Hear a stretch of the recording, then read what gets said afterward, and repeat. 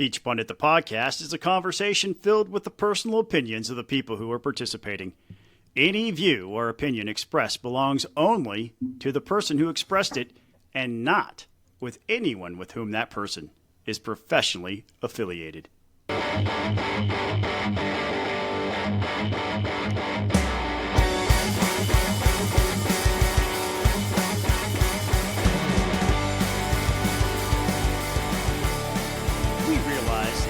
Podcasting choices, and we appreciate that you have chosen to listen to Peach Pundit, the podcast. Because in a world full of wild speculation in Georgia politics, we know we're the best at what we do. And now, I leave it up to you, dear listener, to help us grow, proselytize, get the message out. Yeah. Be a Peach Pundit evangelist.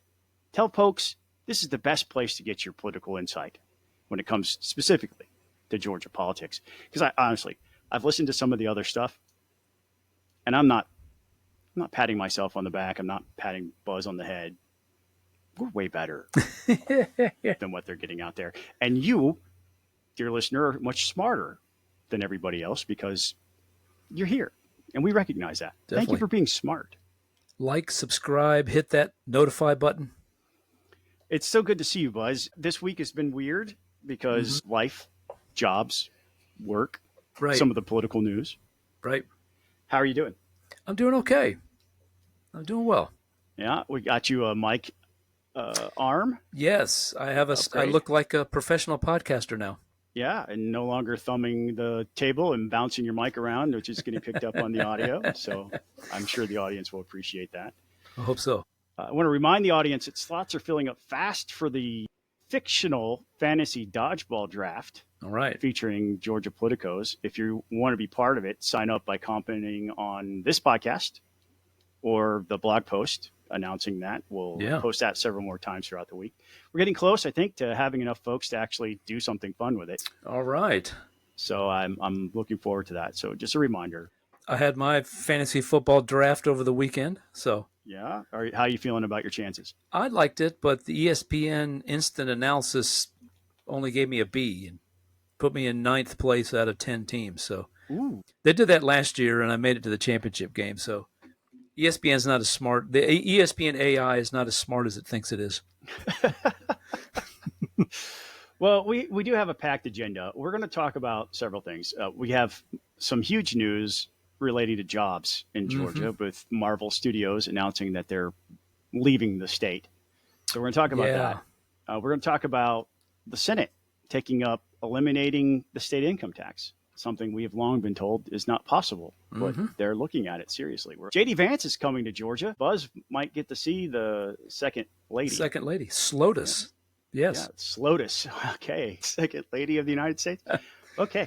That's very close to something else, Buzz. You might want to grab some soap and wash that mouth out. This is what they say. This is not me. I didn't make that up.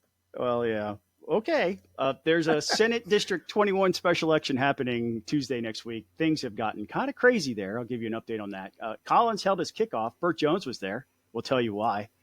And maybe one other topic if we get to it, but we feel like that's a pretty packed agenda. Indeed. So all that and more when we come back right after this. Golden Retriever Rescue of Atlanta, GRRA, is an all-volunteer, tax-deductible charitable organization. They are dedicated to providing veterinary care, comprehensive evaluation, and foster and adoptive homes to golden and Labrador retrievers who are abandoned, mistreated, neglected, or left in shelters throughout Georgia. We encourage you to visit their website grra.com and help connect people and dogs that need each other in their lives. You truly can make this world a better place by helping find homes of gold for these golden-hearted pups. Americans for Prosperity Georgia champions economic freedom and individual liberty across this state. They advocate for lower taxes, less government, and regulatory reform while mobilizing citizens to engage in the legislative process. Beyond economic issues, AFP Georgia is committed to more choice in K-12 education for all students and removing government barriers and health care, like Certificate of Need. Thank you to Americans for Prosperity for being a partner-level Patreon. If you'd like to be a Patreon, Our tiers start at only $5 a month, and that helps us support this podcast and keep it going. We have a great little signal chat inspired by Pete Hegseth that we are using daily to communicate and create a community of Peach Pundit listeners. Only $5 a month gets you access to that. We do have 2 brand new Patreons we'll add to the People Who Rock list. So thank you to Kenyatta Mitchell and to Eric Johnson. Oh, wow. Who both signed up this week. Welcome. We welcome you to the family. Buzz. Yes. So I have long been an opponent of various tax incentives that tilt the economic playing field towards big industry players in a way that little industry players can't keep up or compete or take advantage of those. And it was announced this week that Marvel Studios has scaled back and is relocating its production studios that were here in Trilith, is shifting all of its big projects to the United Kingdom. And that follows a broader cooling off here in Georgia. We saw a record $4.4 billion in production spending in fiscal year 22. So it's been several years ago now. In fiscal year 24, which just ended, that number came down to $2.6 billion. The Wall Street Journal reports that the move is driven by costs and incentives, not state politics, which some people on the left might want to try to claim. But Marvel cited lower UK costs for labor specifically. And how did we get here is my first question, because people love this thing. They don't know the downside. They're told this is the reason why there's so many jobs in Georgia. So how did we get there? And is this a good thing or a bad thing? Well, a little context. Back in the day when I was in the legislature, Chairman Ron Stevens, I was on his Economic Development and Tourism Committee. Representative Tom Taylor convinced him to create the Film and Tax Credit Subcommittee of the Committee on Economic Development and Tourism, and I was on that committee. Tom handpicked me. So basically all we know more than the average bear. Basically all we did was tour movie studios. It was a blast. We got to see some things at Trilith that others were not allowed to see. It was pretty cool.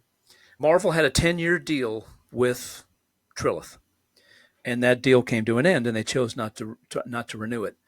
So it's not first of all, it's not as negative as you think, but it's not like it's a rejection of Georgia or anything.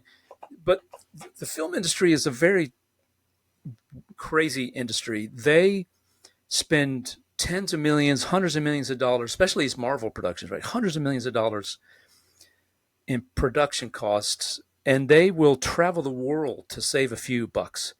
If you watch to the end of the movie, right, you see when it's done in Georgia, the big Georgia peach is on there, and then you'll see Canada, Alberta, and Czechoslovakia. I mean, you name it. There's this long list, and they are going around the world, and they are collecting these tax credits to save a few bucks on the production costs. So I'm not surprised, honestly, if we were having a conversation with one of our friends who has done work in the UK, and he was explaining that labor costs in the UK are much less than they are in the United States. Yeah, he told us that his company is not allowed to hire anywhere right now, which is he works for a global company. The only place they're allowed to hire is in the UK because of labor costs. Yeah.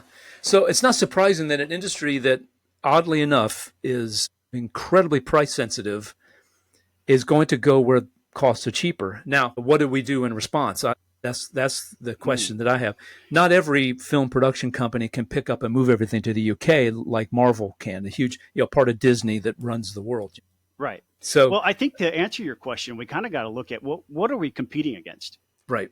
What is the UK giving Marvel? And our friend who does extensive work in UK let us know. He sent us to a website about the UK tax credit, the incentives that they give. And this is what you're competing against. And I'll compare this to Georgia. The UK has a new audiovisual expenditure credit that pays a taxable credit of 34% on qualifying UK spend for films and high-end TV, 39% for animation and children's TV, and boosted 53% rate. So over half of the production cost for independent films under $15 million. There's no overall cap. There's no sunset. The UK also lets productions prorate some neutral above the line costs to lift the effective benefit.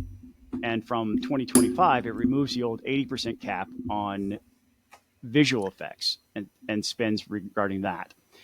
So, and it's basically makes it close to a cash rebate. Yeah. So they're getting it Wow. back directly. So, I Georgia's mean, it's a Yeah. national government right, with a state right, that can't print its own money, right, can't go into debt, right. is competing against a national, A whole country a country, right? That Right. has That's willing decided to- we want film to jobs. spend up to over half of the production costs for a film if it's an independent film under 15 million. But Yeah. these are the things that you're up against.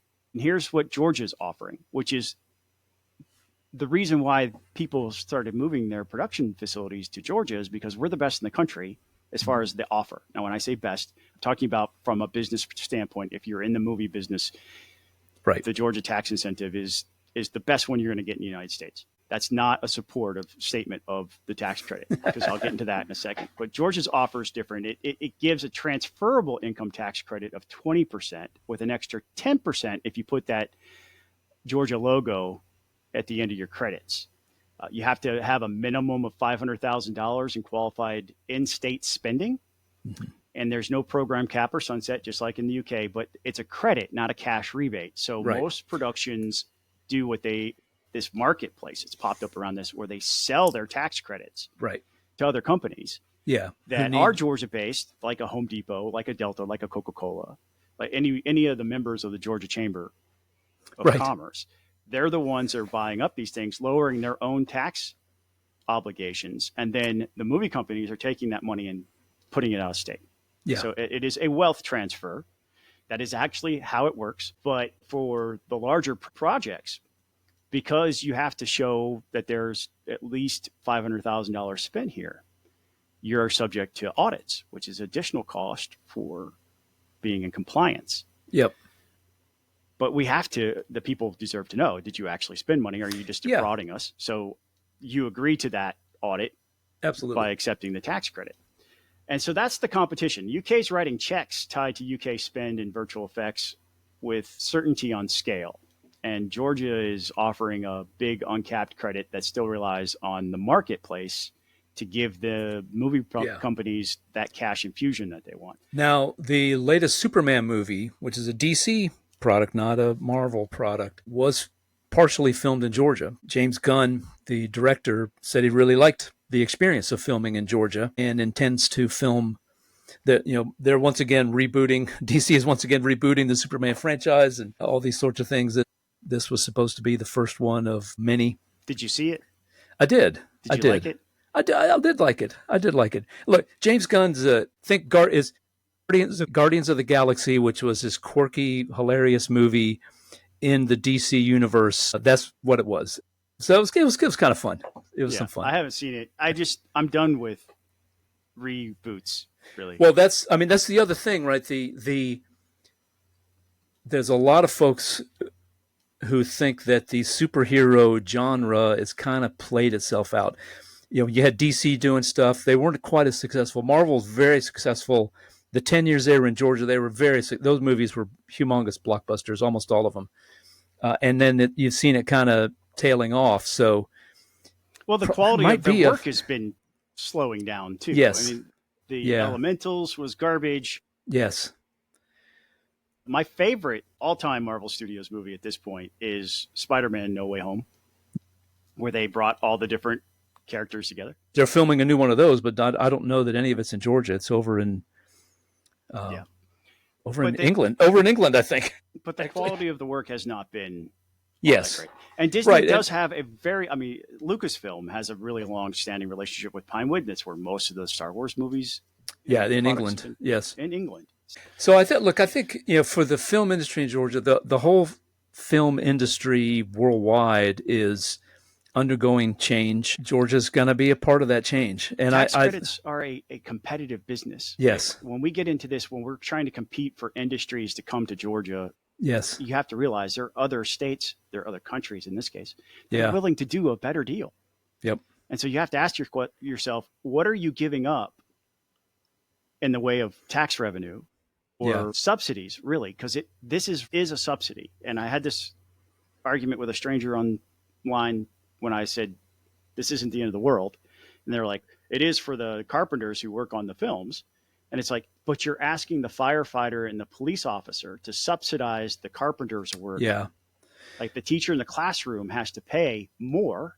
Yeah. Because you want to be a carpenter on a film project. Yeah. So and look, you have to start asking yourself, what is fair? Frank Patterson and the Cathy family that run Trilith at Studios are smart people. They're going to find business to replace this. Maybe it's not going to be big $300 million blockbusters, but they're going to find business to fill up that studios. And the others down this, not far from us here in Gwinnett is Assembly, which is an enormous studio. The Georgia Film School is just opened up a new outpost there. So, but let's not overreact to this news. The folks at Trilith have known this was coming for a while. Right. It's not news to them. This wasn't just announced. Because it was a 10-year deal. Yes. The media is just caught up with it, and that's fine because it's actually happened now. Right. And it wasn't political. There was nothing. There wasn't a guns everywhere bill. There wasn't the heartbeat bill. There wasn't RFRA. It wasn't all these conservative things that led to this. This was a competitive replacement. But for our audience, which I know there are a lot of lawmakers, there are a lot of staffers, there's a lot of lobbyists. There's a couple of things I want to point out about the current system and the way it works. We hear this economic impact number often touted all the time. Yeah. And I remember the first time I questioned it was in a caucus meeting at a caucus retreat down on the coast.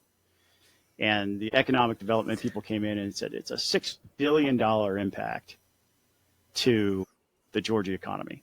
And I just thought, I'm thinking about the GDP of That's Georgia. a heck of a multiplier. Right. And so I said, I raised my hand. And I was like, hey, I'm a nerd. Let me ask you, how did you come up with that number?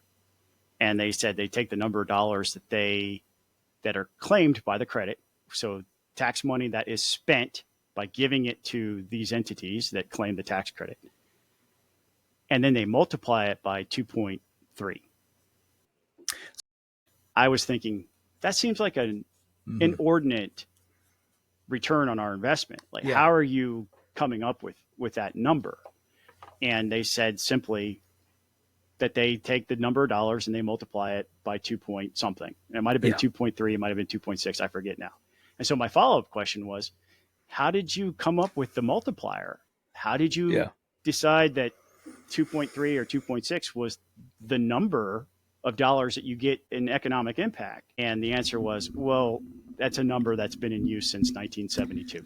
Yeah, right. That's always in all of those sorts of things, that's the key number. What is the multiplier that you use? Right. And obviously there is some multiplier, right? If I pay you $1 and you spend it at the grocery store and the guy at the grocery store spends it, there is a multiplicative effect, but the problem with that, I reject that. I'm sorry, I got to push back. It's actually not a multiplier because they're transferable. They're sold. Well, those credits are, yes. Right. I'm talking about in general. But when that money leaves the state, it's not in our economy. And the companies that are already here that are buying those tax credits, that pool of money shrinks. So that money is not getting recirculated back in Georgia, or at least a large portion of it. And I don't know that I've ever seen a complete and total study to say what the actual J.C. Bradbury did one, right? J.C. Bradbury made some at the professor at Kennesaw State. It challenges those numbers that you're talking about, the Department of Economic Development. I'm familiar with the study, and for our audience's sake, I'll just break it down really quickly. What J.C. Bradbury did is he found all of the job codes that are tied to movie industry, and every single one of them.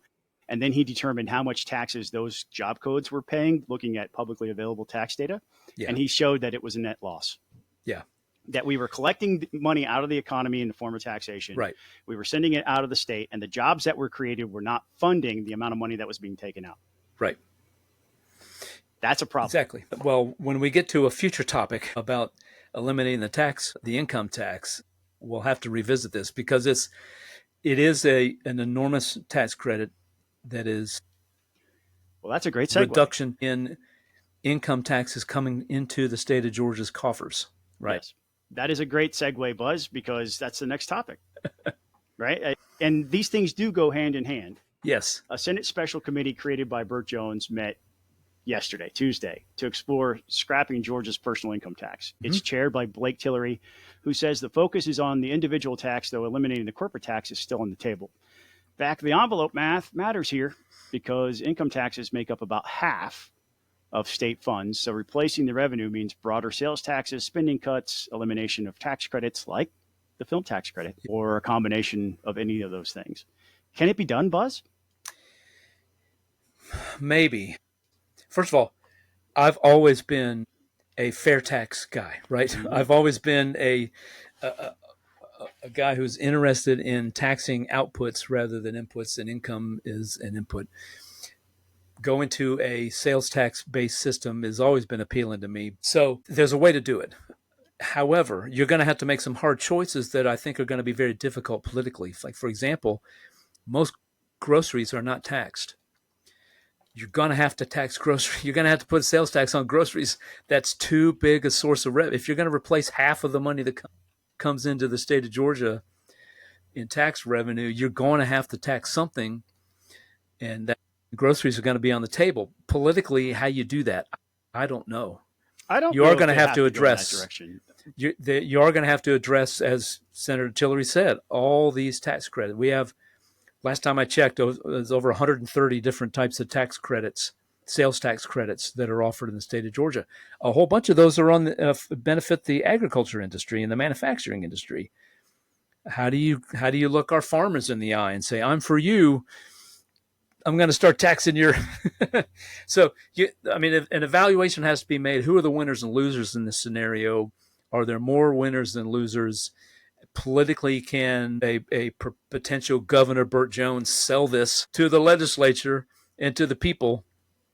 So you're looking at one of the, while I was in office, one of the top 6 sponsors every year of the fair tax. Mm-hmm. So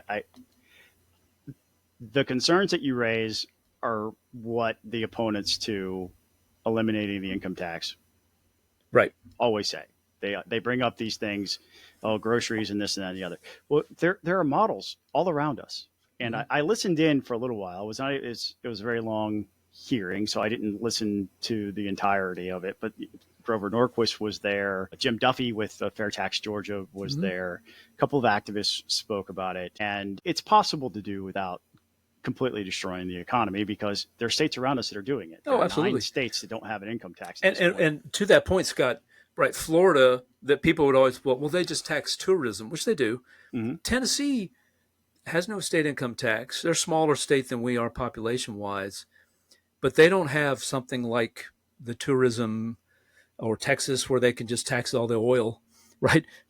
So Tennessee, I think, is an interesting case because we're more like them, even though our economy is bigger than theirs. We're more like them than we are Florida, say, right? Right. And so that was part of what was brought up during the committee hearing in their first meeting yesterday, is that there are ways to do it. We have models. We don't have to reinvent the wheel. This Blake Tillery actually said, we do not have to reinvent the wheel. These challenges that are being brought up have been overcome by other states. Everybody else in the Southeast is basically moving this direction. Yeah. They're either lowering or eliminating completely. And there are states that are committed to going to zero already that still have an income tax, but we're sort of being left behind. And we talked earlier about the UK being competitive. Right. This is one of the competitive advantages all of our neighbors have, is that they don't have this income tax hanging over their head. And it makes it easier for them to pay their employees. We've experienced another income tax cut to personal income taxes.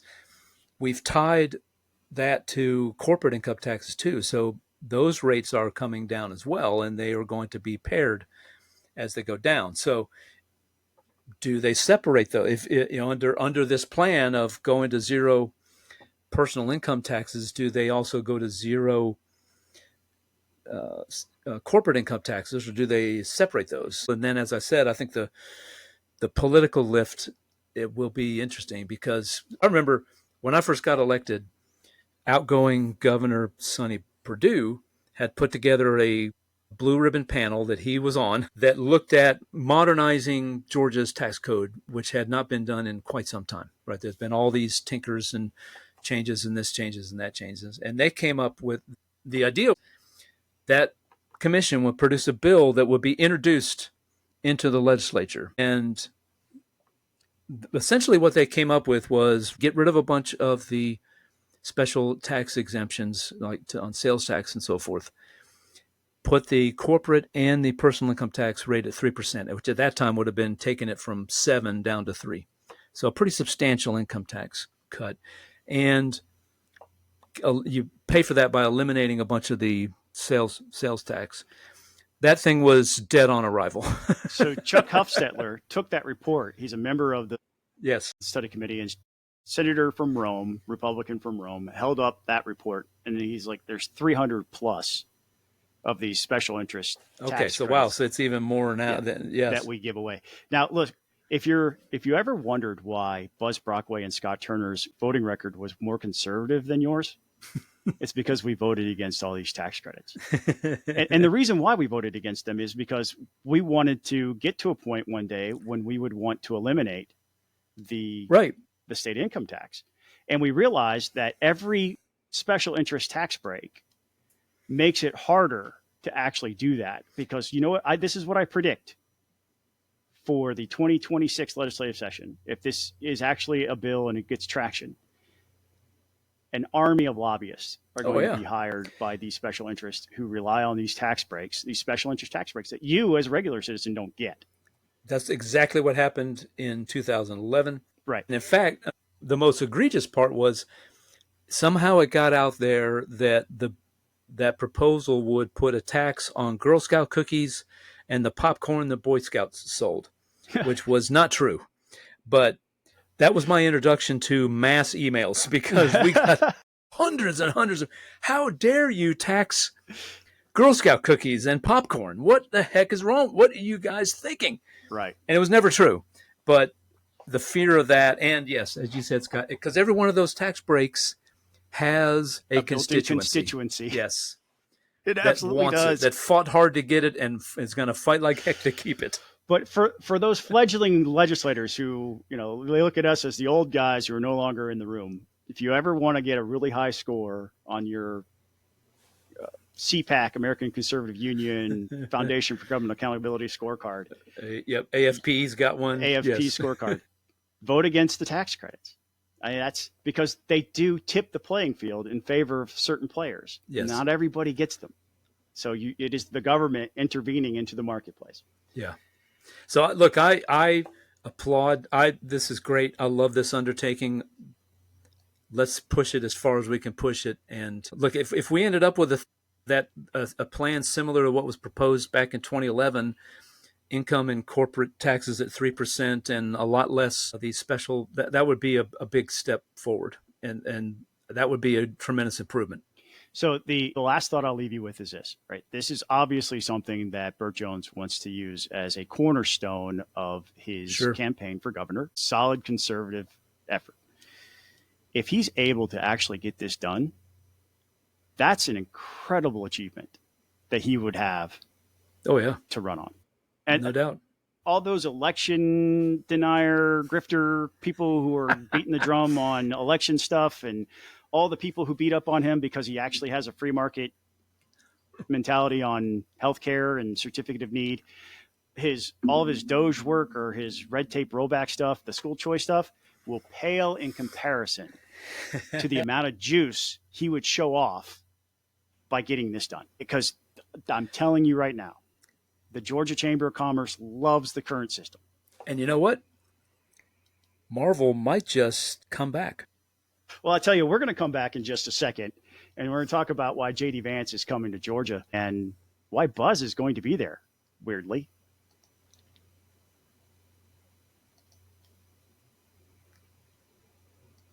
Peach Pundit has an anonymous Patreon who would like to invite you to learn more about the Alzheimer's Association. The Alzheimer's Association leads the way to end Alzheimer's and all other dementia by accelerating global research, driving risk reduction and early detection, and maximizing quality care and support. No one should fight Alzheimer's alone. With your help, no one will. Learn more on their website, alz.org. Conservatives Concerned is a network of political and social conservatives who question the alignment of capital punishment with conservative principles and values. Our programs include educating conservatives about the failed death penalty system and mobilizing them to bring about its end. We come to this issue for a variety of reasons. Some believe that small government and the death penalty don't go together, especially when we compare the high costs of capital punishment to life without possibility of release. Some don't trust the state to get it right. We already know that some innocent people have been sentenced to death, and for others, it may already be too late. Some believe that the death penalty contradicts our values about protecting life. Find out more at conservativesconcerned.org.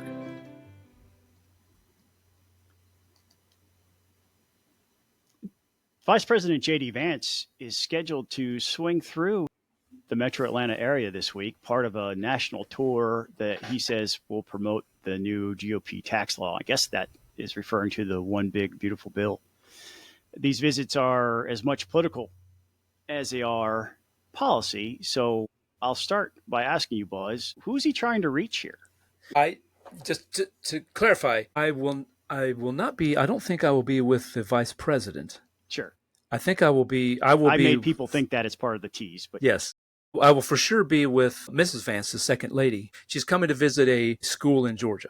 Okay, a charter school in Georgia, and I will, as a member of the Georgia Charter School Commission, I will be there. Looking forward to welcoming her. It's an outstanding school that she's going to visit. I won't. After when it's all done, we can say a location. I don't want to create any security risks here, but yeah, the vice president is coming to tout the benefits of the One Big Beautiful Bill, or as OBBB, as some are calling it, or OB cubed, depending on, because One Big Beautiful Bill in typical Trumpian language is just way too long to say thousands of times a day. So OB cubed, he's coming to tout that bill, and it'll be interesting because polling up to now has not shown a lot of support for it, but there are some good things in that bill, and actually something that we at the Georgia Center for Opportunity have been working on. We helped found a coalition called the Alliance for Opportunity. It's a group of state-based think tanks who've put together a menu of policy proposals, all meant to lift people out of poverty. Some of the changes that are in the OB cubed relating to SNAP around work requirements and around enrollment, eligibility, and these sorts of things are the result of the work of our coalition. So we think those things will have a positive effect, will help people get back on the path to self-sufficiency that we all want people to be on, and help put work back at the center of welfare and help people out a lot. But there's, as you know, there's a whole bunch of other things in that bill. I think the most important part of that bill is making tax cuts that the president got through during his first term all those years ago, making those permanent, which is a pretty big political win because it helps our economy, and he's doing a lot of things that are creating uncertainty with his tariffs. But that's a measure of certainty that individuals and businesses can rely on. Why Georgia? Why now? Why Georgia? What do you think is part of the thought process of picking Georgia as a place? Well, I mean, it's advantageous for the vice president who is working hard to become a contender in 2028. But also, as it's been the last several elections, the fate of the free world hangs in the balance here because of the tight Senate. We got a humongous Senate race, as you all know. That's it. Even though there's a bunch of people in the primary and the president hasn't picked a horse, Governor Kemp has, but President Trump hasn't. We've got people out there running, but I think Vance is just here to draw attention to talk about how important that race is. I think it is to show the White House is serious about taking back the U.S. Senate seat. That's what I think. I think this is I think you're right. It's going to be the John Ossoff march to the sea for J.D. Vance. Obviously, probably hyperbole on my part. Yeah, just don't burn down. I mean, we need that. Yeah, don't burn down. The point stuff that I'm making, though, is I suspect that there will be a lot of shots at John Ossoff during this because John Ossoff was at the Georgia Chamber Congressional Conference today where he was talking about how unpopular, what'd you call it, OB cubed is in Georgia. This is the part of the problem about Republicans is that we communicate what we're trying to do poorly. Yeah. And I'm probably being generous. We're probably probably piss poor would be more Yeah. accurate at our ability to communicate what we're trying to do. And we allow too often the people who don't have credibility to be our spokespeople on this stuff. And so the media doesn't report our side fairly, and the public can't help but be tainted by what the media's take is on anything. We have our fights out in public. I am absolutely sympathetic to the aims of Chip Roy and Andrew Clyde and the House Freedom Caucus, who was saying, hey, if we're going to offer these tax breaks, then we need to cut spending. 100% sympathetic to that. It's how huge our deficit is ridiculous. Have those fights behind closed doors, not on the floor as the bill is being debated. Yeah, I think this is part of the problem. The Republican Party is not monolithic. No. It's why people like you and I still identify as Republicans, though we're not populists. And populism is ruling the day currently in the Republican Party, because we don't identify with anything that the left is trying to push, whether it's tax policy or access to what you guys are working on at Georgia Center for Opportunity. Those types of solutions are far more conservative than just put everybody on the dole, which is really think some Democrats think that is an option, and that we're just being immoral and protecting the evil rich people by not adopting that mentality. But there's a whole bunch of data out there that tell us the best way for people to have sense of dignity, that they're productive, is to give them a job and let them have sense of purpose in their work. Right. And they will produce more and they'll have better quality of life. The Republican Party is not a monolith. It also is where I was going with this. We do have, we have these fights in public because we have genuinely conservative people and we have populists as well. And populists don't necessarily agree with protecting the institutions, and we can talk about that all day long. Yes. But we are a coalition of factions in Indeed. our party, and that's why we have those fights out in the open. But there are several candidates right now that are fighting for the opportunity to join the Georgia General Assembly as the next senator for Senate District 21. Election day is Tuesday, this coming Tuesday, August 26th.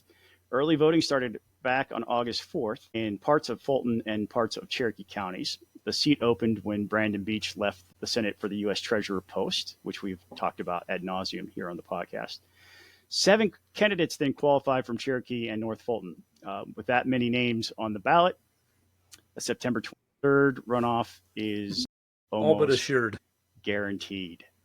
So let's walk through who's running, what they're pitching, and what the turnout patterns look like in Fulton and Cherokee. And I'll start by thanking Wes Cantrell for allowing me to pick up some of the mail pieces. For those of you audio listeners, Scott is holding up a fistful of mailers. Right. This is just a very small. I took a picture of Wes. Wes used to think mail pieces were stupid. He told me that mail pieces are dumb. And then I took this picture, which we're going to use as the post for this podcast, of his dining room table, where he has collected and organized them by candidate on his dining room table. The whole thing is covered. Yeah. It's covered. So let's tell you who's been sending them out. And the ones that I took from him were the hit pieces. Yeah. So there's this, like, for example, this one here says Alpharetta politician Brian Will has violated Georgia ethics laws. There was an ethics complaint filed against him. Just going right for the jugular. Right. And most of these are anonymous. They're coming from some PAC. This Jason Dickerson gets hit all the time. I think for Dickerson, there's a website too that's been floating around that folks have sent me. And yeah, that's this particular mail piece that I'm holding up. It says, I'll shoot her and lay her in your yard. This was a quote from a police report that's like 20 years old about Jason Dickerson that the police went on to say they didn't find any validity in it. But they made a mail piece about it. Wow. Claiming that Jason Dickerson makes terroristic threats. So let's talk about Jason Dickerson and the rest of these candidates, just so you know who we're talking about here. There are 7 candidates. So Steve West, who is a former county commissioner. He served on the county commission in Cherokee County while I was in the House. I've known him of these candidates, the longest. And I found him to be a pretty good commissioner. When I say pretty good, it's because I don't agree with anybody 100% of the time. You see the gentleman with a healthy beard? Yeah, you say healthy beard. He looks like straight out of Duck Dynasty. And And he had as a mail piece where he made a logo out of his face, him wearing a hat, sunglasses, and his beard, saying "Liberals fear the beard." Steve West is a good guy. He's, generally speaking, I've never had any issues with Steve. I've always found him to be a reasonable person to talk to. Jason Dickerson is an independently wealthy business owner. Brian Will is a former Alpharetta City Council member. Deborah Shigley is a Democrat from Fulton County. Lance Calvert owns is the CEO of a company that does facilities management on an outsourced basis. Bryce Futch, who is a firefighter and also a member of the Club for Growth Fellowship, as an alum of that program. And Stephanie Donegan, who we aren't really going to talk much about Stephanie. And the reason why is because Stephanie raised $500, according to her campaign disclosure, and did not report any spend of that $500. So she didn't even report her qualifying fee. So I've met her. I think she's a good person, but she clearly hasn't had any traction here. So we're not going to talk about her much. In a 7-candidate race, there's always going to be a couple who just don't get off the ground. Right. So the district makeup is also important. It's about 60-40 in favor of Cherokee County. Okay. So Cherokee County and Fulton County have very little in common. Not going to lie. The fact that we get paired up with them all the time is interesting to me because we don't see the world the same way in Cherokee County as the people in North Fulton do. Right. They are the rich folk. We are the common man over here. Fight me if you want. We can fight that in the comments if you'd like. Yeah, we have rich people too in Cherokee, but the people who vote in this election are far more towards the median than they are the extreme. Right. Jason Dickerson loaned himself $500,000. What was interesting about his campaign disclosure is of that $500,000 that he lent himself, he spent $410,000 of it. So we talk about, when these candidates give themselves a loan, is it really their money? Are they just trying to inflate? That's real. The other thing about Dickerson's campaign disclosure is he did receive a $100 contribution from an individual, which he then promptly refunded. And that's on there. And the message there is, I'm not allowing anybody else to fund my campaign. I'm going to do it myself. Interesting. But $500,000 is nothing to sneeze at. No. Steve West raised $185,000, and he spent $137,000 of that. He's also being supported by, and I've definitively proved this at this point, a PAC called American Made.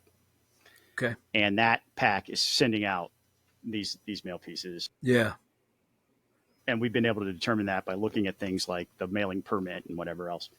So we've seen a lot of negativity out of that PAC, and we know that they're funded by supporters of Steve West because the contributors for the PAC also show up on Steve West's campaign disclosures. So we know that they're tied. Brian Will is, I'm just going to be honest at this point, is the only person I want to see lose in this race. Is he the guy who claimed that Georgia's budget had increased by $11 billion per year for the last whatever number of years?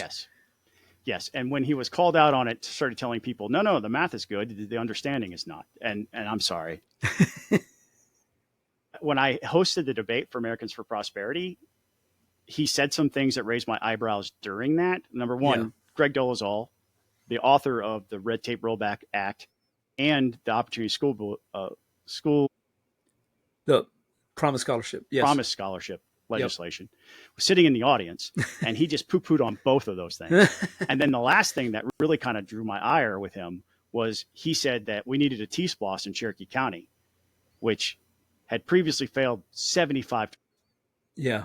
Talk about being from Alpharetta and not knowing what it's like to be in Cherokee County. At that point in time, I was like, this is the only guy I want to see lose. I saw some videos of him because people were like, hey, this guy's really campaigning against Promise Scholarships. And it's a weird roundabout take against it. It's kind of a combination of, well, it didn't go far enough.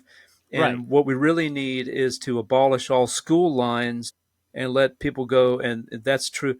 It was just a weird thing. And then he claims to be this Doge candidate who, well, if you don't know what the Georgia budget is, how are you going to go there and actually dig in and try to cut things when you think we've added $11 billion a year to the budget? Just strange. Yeah. Strange thing. Then there's the Democrat, Deborah Shigley. She is listed her profession as a journalist. She has raised $140,000, putting her in third place for the fundraising for this race. So, all right. So, Scott, so what's interesting, you've got one Democrat and 6 Republicans to split their votes. Does she make the runoff? So an interesting, let me get through these. That's a great question. Let's revisit Just poorly that. timed. All right. Because I want to get through the rest of the candidates really quick and give you Lance Calvert. I liked Lance when I met him. I just thought he came across as a good person. His answers on the stump were not polished at all. He reverted back to basic talking points about conservatism, which isn't necessarily a bad thing, but there were clearly other candidates that had a far better grasp of the job on day one. Lance raised $135,000. $125,000 of that was his own money. So he only raised the extra 10 grand, a little more than 10 grand. He has about 45,000 cash on hand. Bryce Futch, the firefighter, contributions to date were just under $50,000. He had $7,000 cash in hand. And then we talked about Stephanie already. Right. You asked me a question about the Democrat. Right. So at this point, the turnout in Fulton County is outpacing Cherokee. And there are a couple of reasons for that. Number one is the early voting location for Cherokee County is in Canton. There's only one. So you got to go, if you live in the district, you travel into Roswell or Alpharetta, or you head south to go to work, you're not driving past Canton election office to stop in and cast your ballot. So that's part of it. And in Fulton County, it's a little easier to get out and early vote. Right. The data, though, is like 70% of the early votes cast so far are voters over 70, 55 years old. I don't know what that tells you, but that's publicly available data off the Secretary of State's website. I mean, to me, that would sound like more Republicans. Possibly. I could be wrong, but, Possibly. So the Fulton County turnout, right before we went on air, I checked the Data Hub on the Secretary of State's website. Turnout in Fulton County is 6.1%, and in Cherokee, it's 5.6%. That's where she is. She's raised a ton of money. Yeah. I haven't seen her signs near where I live, and I back up. My district where I live, my Senate district where I'm a resident of, is very close to the 20. Very close.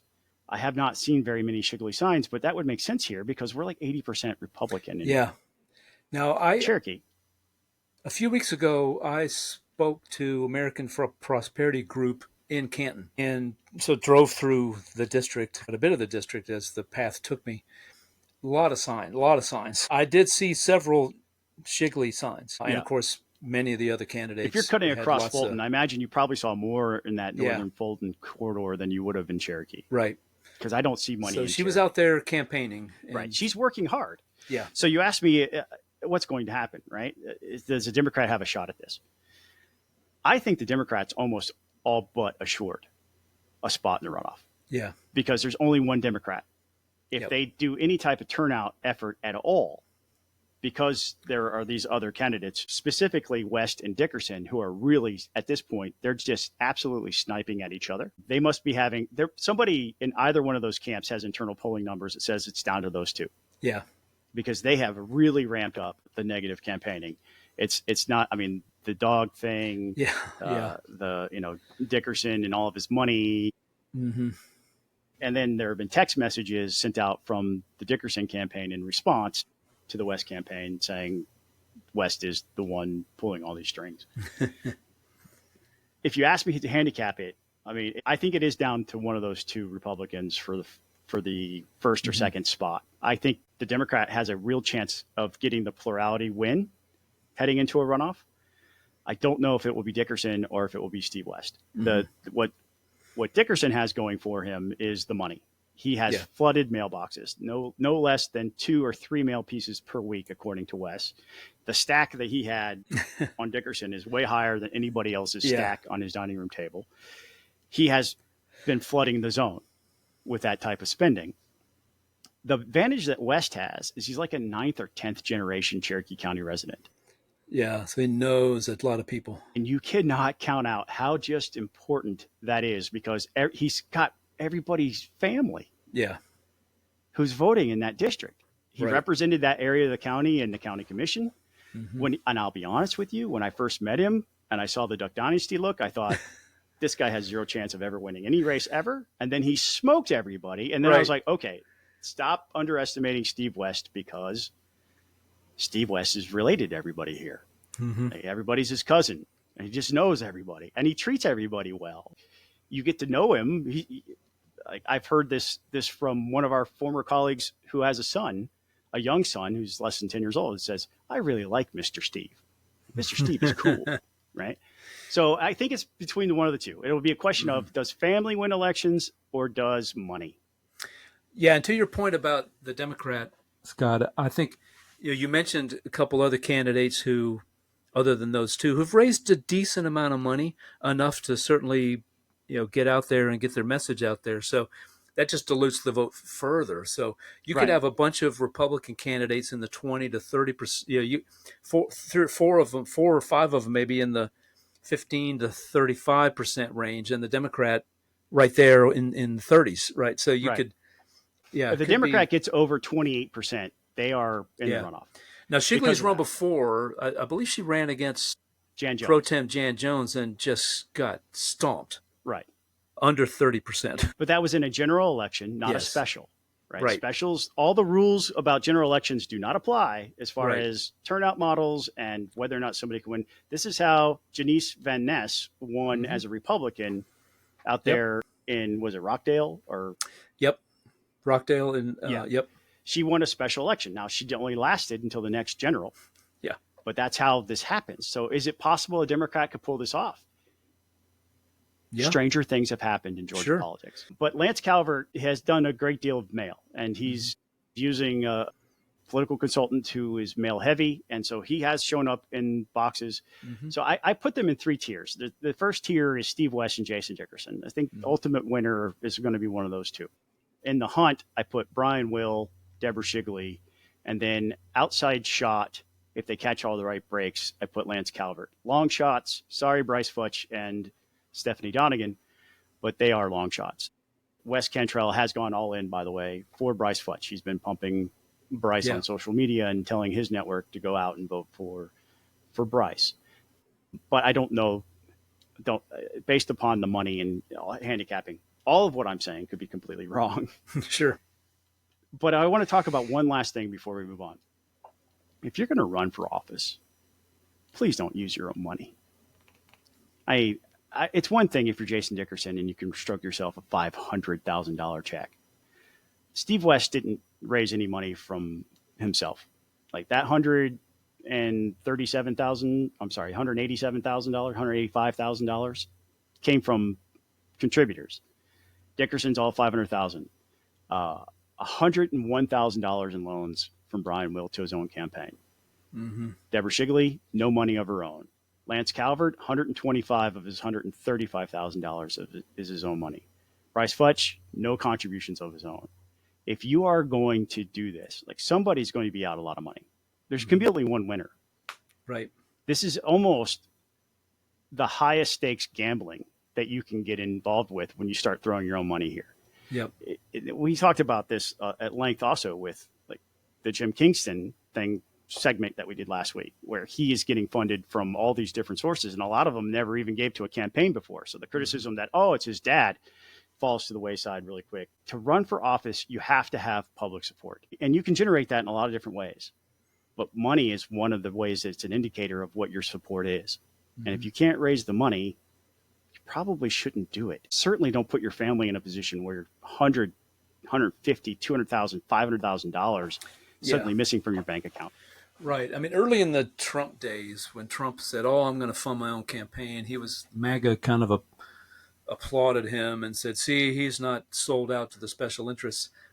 So you can try to make that case, but you're right, Scott. It's if voters are willing to give you money, to dig into their pocket and give you money, that's a pretty strong indicator that they're going to vote for you and that you have support throughout the district, throughout the community. So, yeah, I think that'll be interesting how that translates, especially for Dickerson.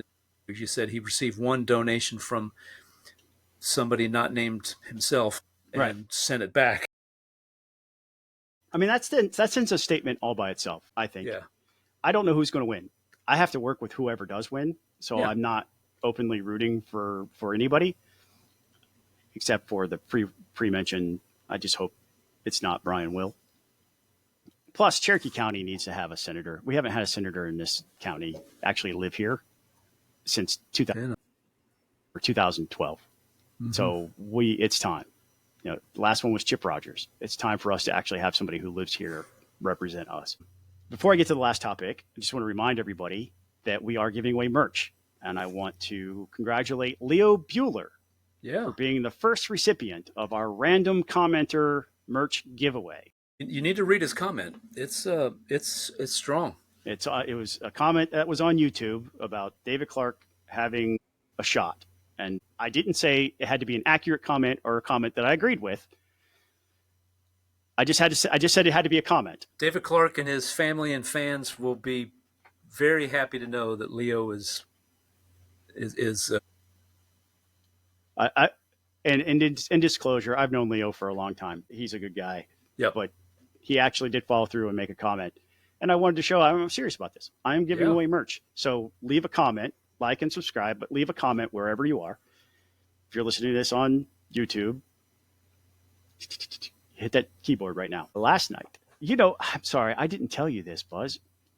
You and I were invited to go to the Mike Collins kickoff, and I didn't tell you. I got busy. Plus, Jackson's not close for me. I couldn't have. I mean, that's not too far away from me. Unfortunately, that's on me. Other commitments, but yeah, but it's on me for not telling you. Like Mike Collins, good dude. Yeah, we were invited as Peach Pundit essentially to go and cover it. Yeah. To the Collins campaign, don't see it as a slight. No, I live really far away from Jackson, and I'm sure it was a great event. Things I've read about and comments from people who I know were there said it was great. The big news for me, though, is that Burt Jones was seen there. So what does that mean that Burt Jones would be there? He told the AJC that he was not endorsing and plans to appear at events for other GOP contenders for the U.S. Senate as well. So the appearance, while it stood out on stage, tells you a lot about the early primary map. Burt said, was he on the stage? No, I don't know. The picture I saw, he was not on the stage. No. But I'm talking about the stage in the colloquial sense. Okay. The stage is set for the politics of the situation. He went there, he said to the AJC, to shake hands and meet voters. Sure. And made it very clear to the media, this is not endorsement. And if I'm invited to Buddy Carter's thing or anybody else, I will go. Mm-hmm. Look forward to seeing him at Derek Dooley's kickoff. Well, Derek Dooley. Or imagine Brad Raffensperger jumped in the Senate race. Yeah. Seeing him there at that campaign kickoff, that'd be interesting. I would love to see him at a U.S. Senate kickoff for Brad Raffensperger. I would be willing to bet scattered, covered, and smothered that's never going to happen. Which part of that? That he's that not going to show shows up, or that?